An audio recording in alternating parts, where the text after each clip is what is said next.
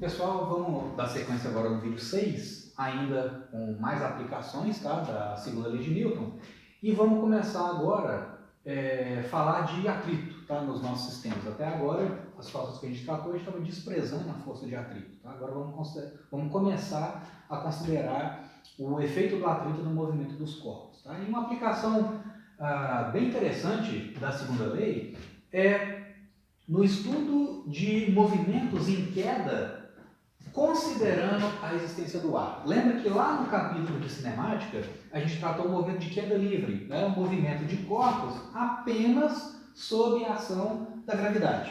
Então, independente da massa, do formato geométrico dos corpos que a gente estava analisando no movimento de queda sob a ação da gravidade, a aceleração era a mesma para todos eles. Tá? Essa é a definição de queda livre. Né? Se você pega um experimento e leva para o vácuo, por exemplo, faz vácuo lá no seu laboratório, inclusive eu mostrei um vídeo para vocês, né, nas nossas aulas, o pessoal fazendo um experimento com uma câmara de vácuo enorme, né? E aí colocando uma maçã e uma pena de pássaro, colocando ambas na mesma altura e soltando as duas em repouso. A gente viu lá naquele experimento, onde existia vácuo, né, no laboratório, os dois caíam exatamente juntos, né, ao mesmo tempo e com a mesma velocidade. Tá? Aqui não, aqui a coisa vai mudar um pouco de figura, porque nós vamos considerar a ação da resistência do ar no movimento de um objeto em queda. Tá legal? Então, como é que isso funciona? O primeiro tipo de atrito que a gente vai estudar aqui no curso é o chamado atrito viscoso, que é justamente essa força de atrito que atua em objetos que estão se movendo em um meio fluido. Pode ser, o que é um meio fluido? Pode ser um líquido ou um gás, por exemplo. O ar atmosférico, né, é um meio fluido. O meio fluido, por definição, é um meio onde as moléculas têm liberdade para fluir umas sobre as outras, né, para se movimentarem umas sobre as outras. É diferente de um sólido, onde as moléculas estão rigidamente ligadas, né, por forças moleculares e elas não têm liberdade para trocar de posição. Né? Cada partícula, cada molécula tem a sua posição muito bem definida. Aqui não, aqui é um meio fluido. Por exemplo, o ar atmosférico aqui no interior dessa sala. Né? Então aí digamos que você solta um determinado objeto de uma certa altura e esse objeto vai, né, se deslocar verticalmente para baixo, sofrendo a ação da força de atrito, força de resistência do ar. Tá? Esse tipo de atrito, pessoal, chamado atrito viscoso, é fácil a gente visualizar, por exemplo, quando você mergulha a sua mão numa bacia ou você mergulha a sua mão na piscina. Quando você movimenta a sua mão dentro da água, lá da piscina ou da bacia, você percebe que ao movimentar a sua mão, você tem uma força que resiste ao movimento da sua mão. Você tenta empurrar a sua mão para frente, você sente, você percebe uma resistência ao movimento da sua mão. E essa resistência é tanto maior quanto maior a velocidade que você aplica na sua mão. Se você se movimenta a sua mão lentamente, essa força de resistência é muito baixa. Se você se movimenta muito rápido, essa força de resistência é mais elevada. Né? Então, a gente percebe que essa forma de atrito, né, chamada de atrito viscoso, essa forma de atrito, ela depende da velocidade com que o corpo está se movendo no interior desse fluido. Né? Inclusive tem uns vídeos aí meio malucos, né, que a gente vê na internet. Outro dia eu recebi o camarada pegou uma espingarda, né? Não é espingarda de chumbinho não, mas uma espingarda de verdade mesmo. Mergulhou na água, né? Aí o camarada ficava lá, né, mergulhado dentro da piscina. Aí pegava lá uma espingarda, né? E aí amarrava, né, no gatilho dela, amarrava na mão uma corda e dava um disparo, né, nessa arma, né, nessa espingarda. E aí o projétil vinha na direção dele, só que por causa do atrito viscoso, como o atrito viscoso é tão mais intenso quanto maior a velocidade, e a velocidade da bala, a velocidade com que a bala sai lá da espingarda é muito elevada, né? Então, ao mesmo tempo que ela se movimenta rápido, a força de atrito que atua nela, resistindo ao movimento, também é muito intensa. Então aí, na situação lá do vídeo, provavelmente deve ter no YouTube aí, vocês podem procurar, o camarada dava um tiro, ficava lá a uma certa distância de segurança, né, em relação à espingarda, e aí essa bala então ia freando e ia caindo e não atingia o camarada. Claro que se ele fizesse esse experimento fora da água, certamente a gente não teria condições de assistir o vídeo, né? Mas como a bala, né, se movimenta no meio fluido, e esse meio fluido exerce uma força de atrito considerável sobre ela, a bala então não atinge a pessoa, né? Ela cai, né? Ela mergulha, perde velocidade horizontal e se desloca para o fundo antes de atingir a pessoa. Então isso é graças ao atrito viscoso, tá legal? É esse tipo de atrito então, que a gente vai tratar aqui. Então, nessa situação que a gente vai considerar, é um movimento de queda com resistência do ar, e a lei de atrito que a gente vai utilizar é uma lei experimental, tá, né? Ou seja, é uma lei que é verificada em laboratório, é justamente essa aqui, ó. É a que vai determinar para a gente a forma matemática dessa força de atrito que atua num objeto que está caindo, considerando a resistência do ar, tá? Ou seja, o atrito viscoso. Essa força de atrito, escrita aqui na forma vetorial, então ela é proporcional à velocidade. Então, quanto mais rápido esse objeto se movimenta, maior a velocidade, maior a força de atrito que está atuando nele, tá? Está atuando no corpo.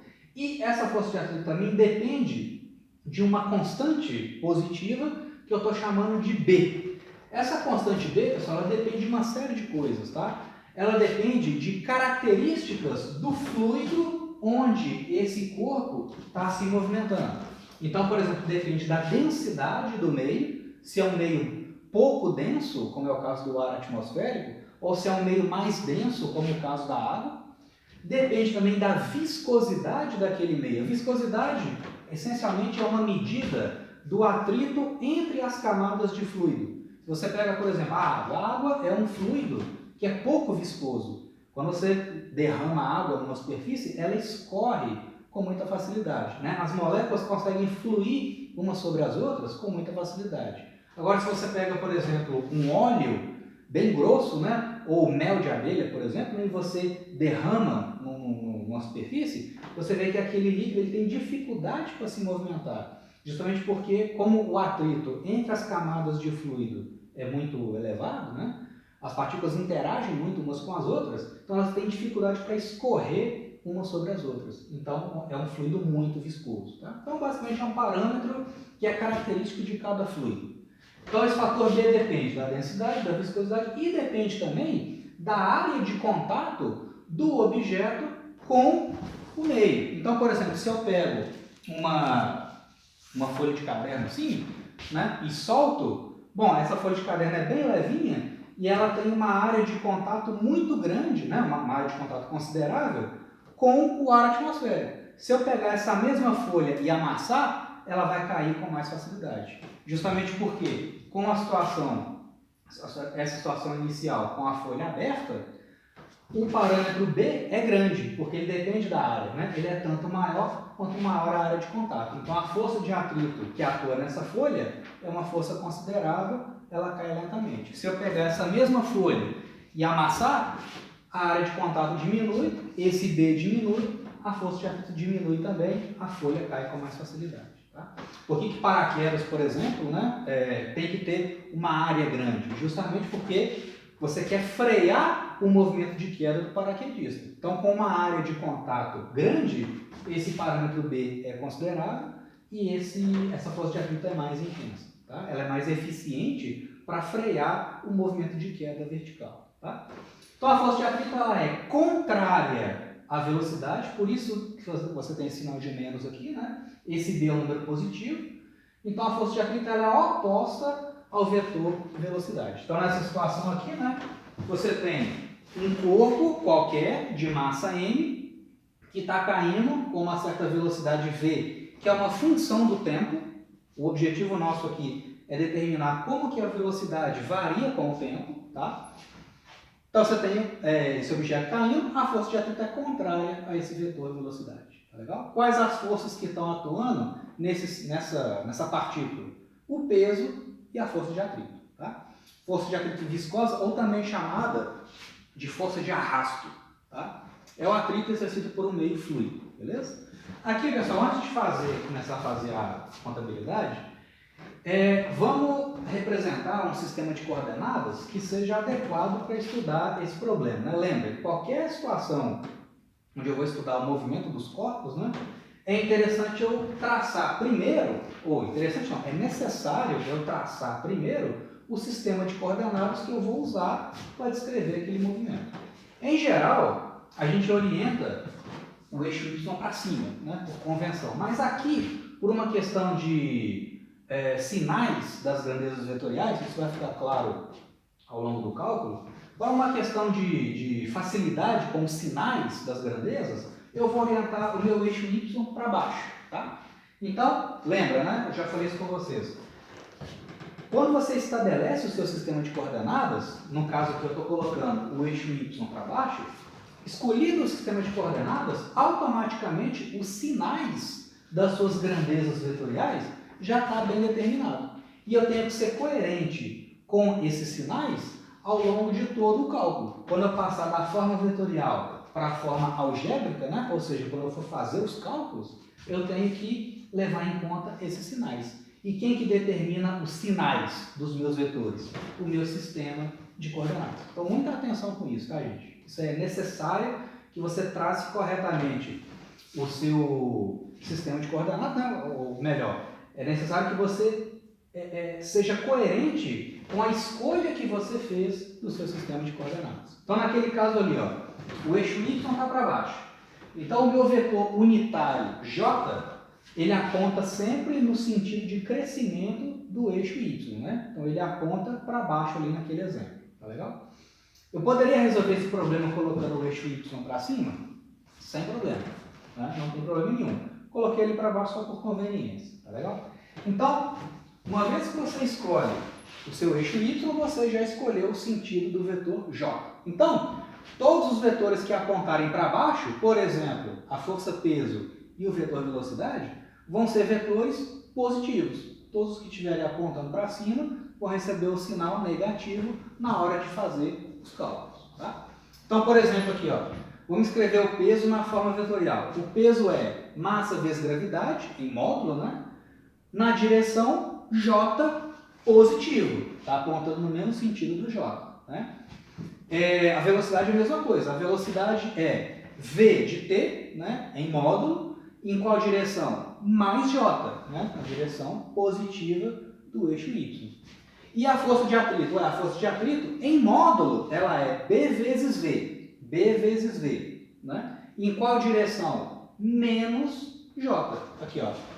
A força de atrito atua na direção oposta do meu vetor unitário J. Então, B vezes V, unidades, em qual direção? Menos J. Tá legal? Então, todos os vetores para baixo, positivos. Todos os vetores para cima, no caso aqui só tem um atrito, né? Na direção menos J, ou seja, com o sinal menos. Tá? Então, aí agora que eu vou aplicar a segunda lei, basta eu achar a força resultante que está atuando nesse camarada. Você tem o peso e o atrito. A resultante das duas é igual a massa vezes a aceleração. Então vamos ver, o meu objetivo aqui, ó, nesse problema, é achar uma expressão para o V de T, tá? Achar uma equação para ele, beleza? Lembrando de novo, não é um movimento de queda livre, é um movimento onde a resistência do ar está sendo considerada, beleza? Então vamos ver, gente. Qual que é a resultante dessas duas forças aqui? mg menos o atrito, né? Ou seja, mg subtraído da força de atrito é igual a massa vezes aceleração. O que é aceleração, gente? Aceleração não é a derivada da velocidade? Então, olha só. Enquanto o peso for superior em módulo ao atrito, enquanto o peso for superior ao módulo, né, da força de atrito, o lado esquerdo da minha equação é um número positivo, o lado direito é um número positivo também. Significa que enquanto o peso for maior do que o atrito em módulo, enquanto isso acontecer, a aceleração vai ser positiva, ou seja, o objeto vai ganhar velocidade vertical para baixo. Então aquela equação ali está correta, está consistente com a minha escolha de sinais. que vem lá do meu sistema de coordenadas, beleza? Então, mg menos b vezes velocidade é igual a massa vezes... Isso aqui é a força resultante, né? E o que é força resultante? Massa vezes aceleração. Legal? Essa equação aqui, pessoal, é o que a gente chama de... Isso é uma equação diferencial, né? Por quê? É uma equação que envolve uma função matemática, no caso, o v de t, que eu ainda não conheço, quero descobrir, e envolve a derivada dessa função, né? Eu sei que vocês ainda não fizeram curso de equações diferenciais, né? Vocês vão fazer nos próximos semestres, mas já adiantando essa informação para vocês, né? Isso é uma equação diferencial, é uma equação que envolve uma função com a sua derivada. E aí você tem um monte de métodos, né, para você resolver essa equação. Eu quero achar uma fórmula para o v de t. Tá? Essa equação aqui ela é muito simples, porque ela tem uma estrutura que ela é o seguinte, ela é chamada de equação diferencial separável. O que isso significa? O que é uma equação separável? Tudo que envolve velocidade, eu vou jogar de um lado da equação. Tudo que envolve tempo, todos os termos que envolvem o tempo, eu vou jogar do outro lado da equação. Se eu tenho tudo que envolve velocidade de um lado, tudo que envolve tempo do outro, eu consigo fazer uma integral dos dois lados da equação e achar a minha resposta. Eu vou sair de uma relação diferencial para uma relação integral. Tá? Então, a ideia aqui é o seguinte, essa equação é uma equação separável. Tá? Vocês vão ouvir muito esse termo, equação separável, vocês vão ouvir isso muito lá no curso de equações diferenciadas. Acho que é cálculo 3 ou cálculo 4 lá que vocês vão fazer. Tá? Então, eu vou fazer o seguinte, tudo que tem velocidade eu vou jogar de um lado, tudo que tem tempo eu vou jogar para o outro lado, beleza? Então, como é que vai ficar isso aqui? Ó? Isso implica aqui. Vamos ver, pessoal. Aqui eu tenho dv dt, ok? Esse diferencial de tempo eu vou jogar para o lado esquerdo aqui da minha equação, tá? Então, eu vou ter o seguinte, vamos fazer passo a passo aqui, ó. mg menos b vezes velocidade, tudo isso multiplicado pelo diferencial de tempo, dt, isso é igual, o que sobrou do lado de lá? Massa vezes o diferencial de velocidade. Tá? Então agora fica fácil, né? Esse termo aqui que envolve a velocidade, eu vou passar para o lado de cá dividindo. E vou deixar o dt, o meu diferencial de tempo, que a única parte da equação que envolve tempo é esse diferencial, né? Então, vou deixar do lado de cá e o resto eu jogo do lado direito. Então, isso aqui me dá o seguinte, isso implica aqui, dt é igual, diferencial de tempo é igual, massa vezes diferencial de velocidade, massa vezes diferencial de velocidade, dividido por esse parênteses. Dividido por mg menos b vezes velocidade. Olha só, por que eu falei que é uma equação separável? Você tem um diferencial de tempo do lado de cá e v e dv do lado direito. Uma equação, eu consegui separar as variáveis, né? Nem sempre vai dar para fazer isso, né? Mas nesse caso aqui dá para fazer. Então, se isso é igual a isso, a integral do lado esquerdo é igual à integral do lado direito. Então, a integral dessa expressão aqui é igual à integral daqui do outro lado. Quais que são os limites de integração? Quando t é igual a 0 segundos, ou seja, esse corpo aqui, ele foi abandonado do repouso, ok? Então, ele tinha velocidade nula, no instante de tempo t é igual a 0, e começou a cair sob a ação do peso e do atrito. Então, para t igual a 0, a velocidade do corpo era 0. 0 metros por segundo. Depois de t segundos, a velocidade do corpo vai ser v de t. Que é o que eu quero achar. Né? Eu quero achar uma expressão para esse camarada.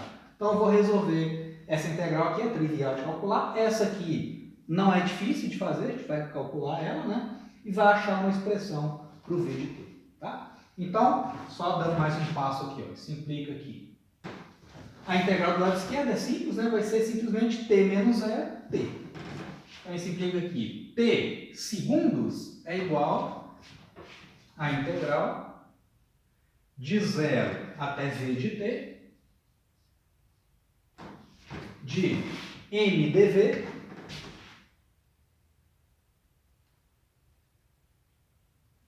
sobre mg menos bv.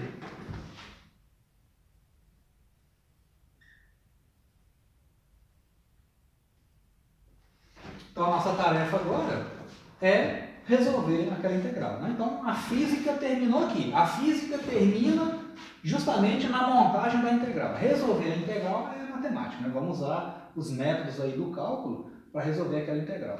Olha só, gente. Então, o resto agora aqui é conta, beleza? Você tem um dv em cima e um v embaixo.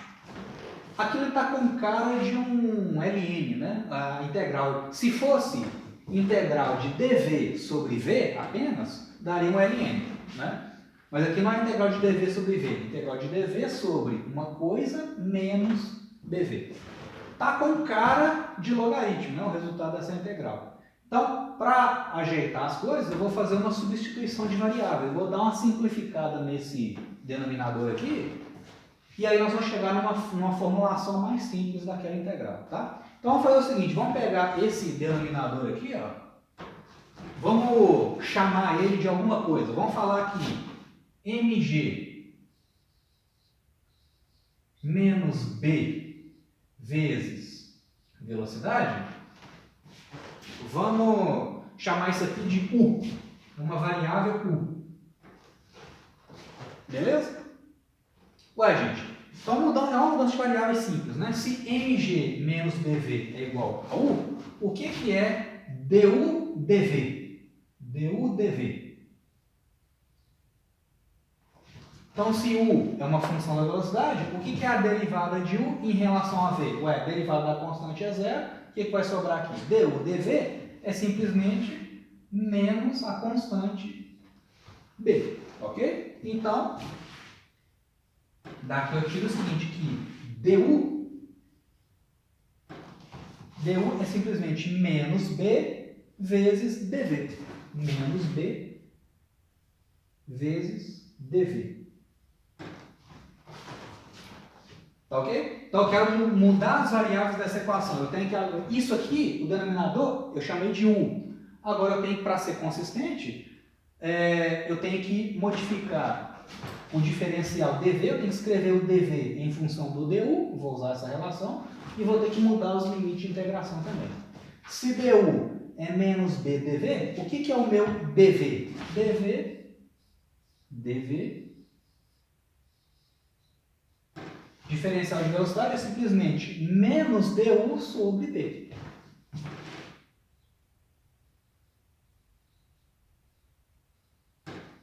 Menos du sobre b.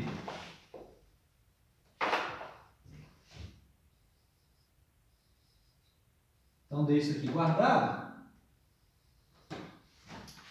E aí a gente consegue reescrever aquela integral ali. Então, vamos ver o seguinte. Vamos retomar daqui. Então, eu parei nesse ponto, né? Vamos reescrever essa equação agora, fazendo a mudança de variáveis adequada. Do lado esquerdo aqui eu tenho simplesmente t.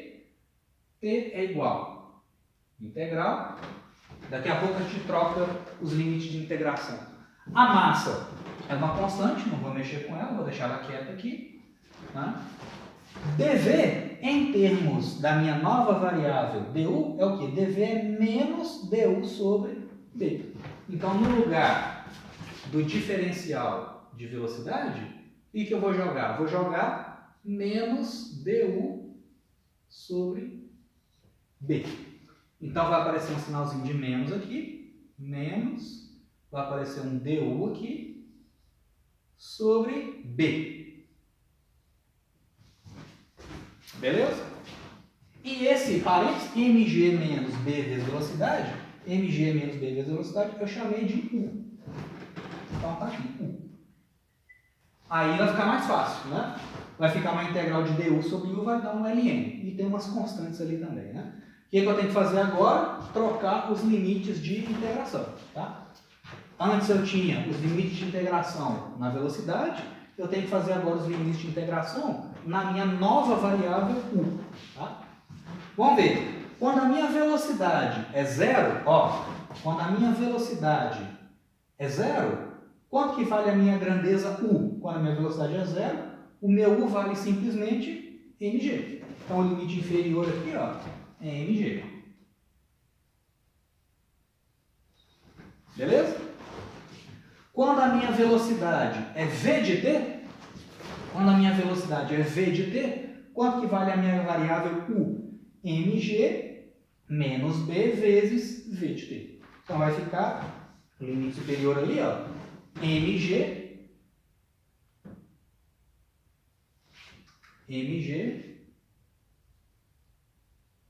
menos b v de t. Então, eu vou integrar essa expressão desde esse limite inferior até esse limite superior ali. Ó. Limite superior, mg menos b vezes o v de t. Ok? E isso resolve o problema. O lado esquerdo aqui não tem que mexer com ele, porque já apareceu a variável tempo lá. Tá? Então, você vê que quando eu resolver essa integral, que vai dar um ln, vai aparecer um v de t aqui e um t do lado de cá. Eu vou conseguir achar uma expressão para esse camarada. Tá? Então, vamos continuar do lado de cá.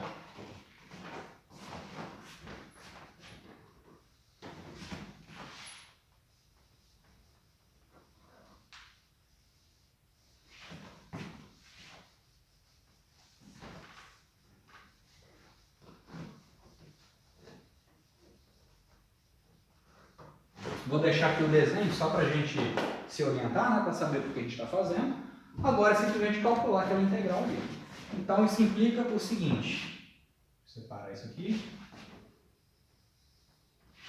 Do lado esquerdo da equação, simplesmente t. Variável t. T é igual. O que fica do lado direito? Menos massa sobre b, é constante, né? Tudo constante eu vou tirar fora da integral. Então vai ficar menos massa sobre a constante b vezes... Gente, o que é integral de du sobre u? É um ln. ln do limite superior dividido pelo ln do limite inferior, né? Integral. Só relembrando aqui, né? Integral de a até b de dx sobre x, isso aqui vai dar um ln de b sobre a. Né? Então, justamente ali, a integral de du sobre u vai dar o ln de u, avaliado no limite superior e no limite inferior. Então, isso aqui vai dar menos massa sobre b, é a constante, eu já tirei fora, ln de limite superior dividido pelo limite inferior. Qual que é o limite superior? mg menos b vezes velocidade. mg menos b vezes a velocidade v de t do corpo, nesse corpo dessa partícula aqui inquieta, né? Tudo isso dividido pelo limite inferior, que é mg.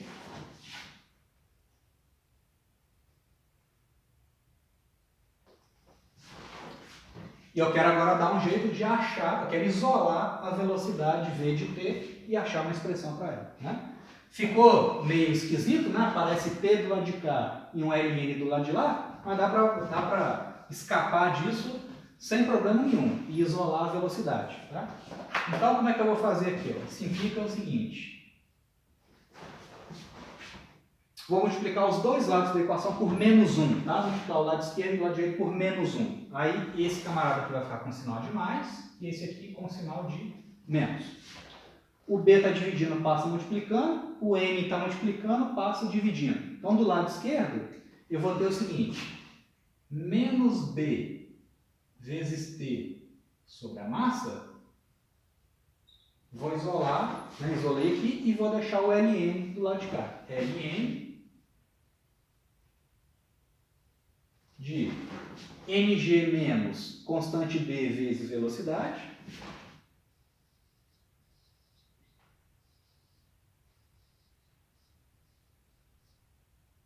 Dividido por mg. peso da massa M. Peso do corpo de massa M, né? Pronto, gente. Aí como é que eu faço agora? Como é que eu saio disso aqui?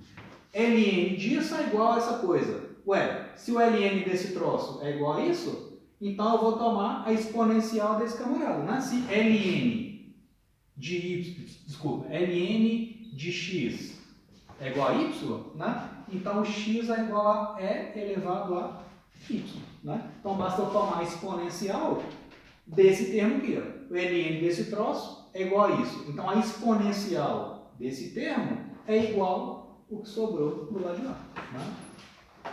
Então, ou simplesmente tomar a exponencial dos dois lados da equação. Então como é que vai ficar? O argumento aqui do Ln, então vai ficar mg menos b vezes a velocidade, v de t, sobre mg.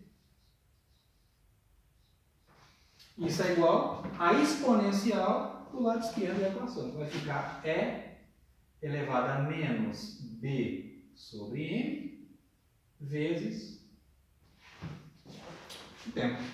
Tá? Agora pronto, o que eu quero é isolar a velocidade. Agora fica fácil, né? Passa esse cara para cá multiplicando, depois isola a velocidade. Então isso aqui vai me dar o seguinte: mg menos b vezes a velocidade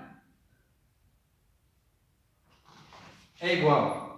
Esse cara vai passar para lá multiplicando, é igual peso, né, mg, vezes aquela exponencial. E elevado a menos b vezes t sobre a massa. Beleza? Aqui eu quero sumir com esse sinal de menos, eu vou multiplicar a equação toda por menos 1, tá? Multiplicar tudo por menos 1. Então, atenção aqui, ó. Esse cara é positivo, vai ficar negativo. Esse cara é negativo, fica positivo. Esse camarada aqui é negativo, é positivo, vai ficar negativo, né?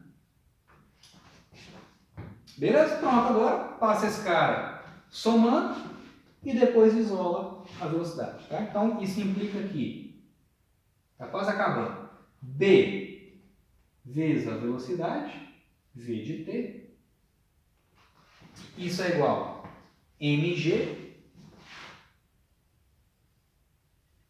estava subtraindo, né? Passou somando, menos o que sobrou lá do lado direito, mg vezes aquela exponencial, é elevado a menos bt sobre m.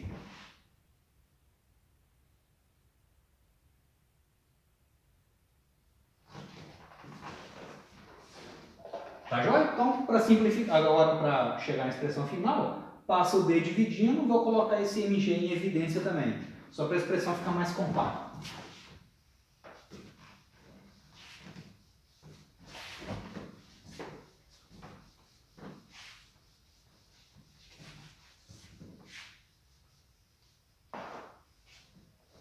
Então, finalmente, pessoal, como é que vai ficar aquela expressão?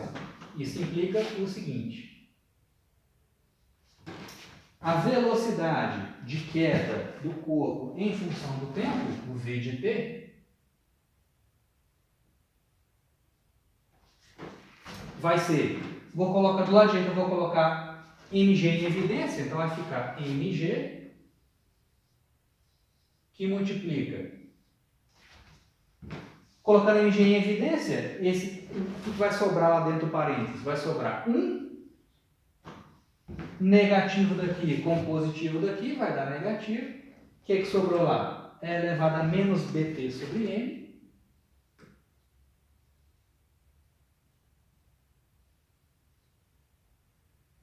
É elevado a menos bt sobre m. E a constante b eu vou passar para o lado direito dividindo. Então, mg sobre b.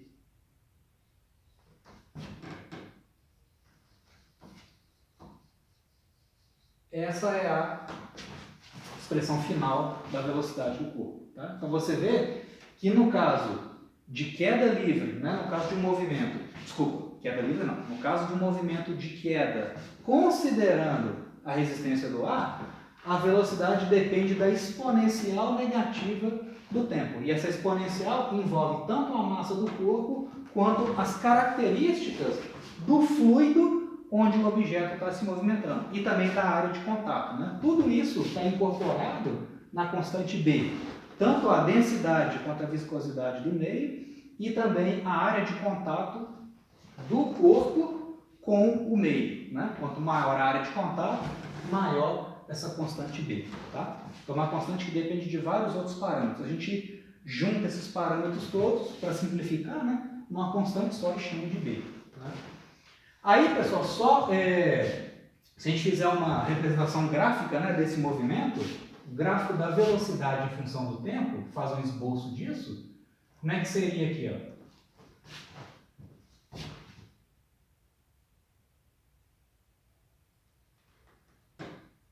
Velocidade em função do tempo, né? E aqui é o tempo. Bom, para t igual a zero segundos, a velocidade é zero, né? Olha só, que é o que a gente assumiu desde o início, né? Eu falei para vocês que eu abandonei um corpo com velocidade zero e ele passou a se movimentar sob a ação do peso e do atrito, né? Então, para t igual a zero, e elevado a zero é 1. 1 menos 1, 0.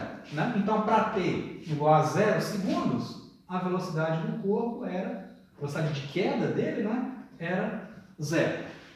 Com o passar do tempo, a velocidade é diferente de 0. Olha só, vamos ver um outro comportamento aqui. Ó. Quando t é muito grande, pessoal, vamos lá. Vamos considerar um instante de tempo muito depois que o corpo foi abandonado, ou seja, um instante de tempo muito depois do instante em que ele foi solto, né? Do instante em que ele iniciou o movimento. Tá? Então, para t muito grande, para valores de t muito elevados, né? O que acontece com essa exponencial aqui, pessoal? Você tem uma exponencial elevada a menos um número muito grande. Elevada a menos um número muito grande. O que acontece com esse fator aqui, pessoal? Esse número aqui não tende a zero. À medida que o tempo passa, ou seja, quanto maior for o meu parâmetro t, então para t muito grande, esse número vai ficando cada vez mais próximo de zero. Então, para t muito elevado, esse cara é zero, aproximadamente zero, ele tende a zero, né? E a velocidade tende a qual valor? Se esse cara aqui é zero, a velocidade para t muito grande vai ser quanto? mg sobre b. Então, para t tendendo a mais infinito, o que acontece com a velocidade? A velocidade v de t, ela vai tender a uma constante. Que constante é essa? mg sobre b. mg sobre b. Então, vamos representar fazendo esboço, né? Aqui seria mg sobre b. É a velocidade, é o que a gente chama de velocidade terminal do movimento, né? Ou seja, é a velocidade para instantes de tempo muito grandes, né? Ou para t muito grande. Então, como é que fica o comportamento da minha solução?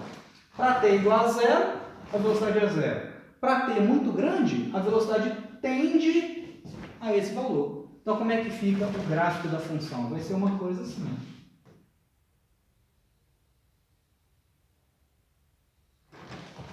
Para t igual a zero, a velocidade é zero. Para t muito grande, o comportamento é o que a gente chama de comportamento assintótico, né? Ou seja, a curva ela vai cada vez mais se aproximando desse limite. E esse limite a gente chama de velocidade terminal. Velocidade terminal.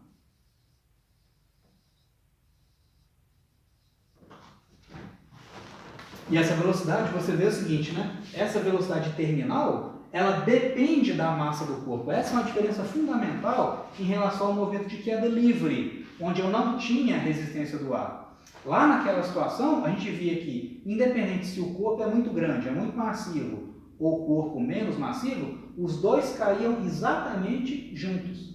Mas aqui não. Considerando a resistência do ar, a velocidade terminal é tanto maior quanto maior a massa do corpo.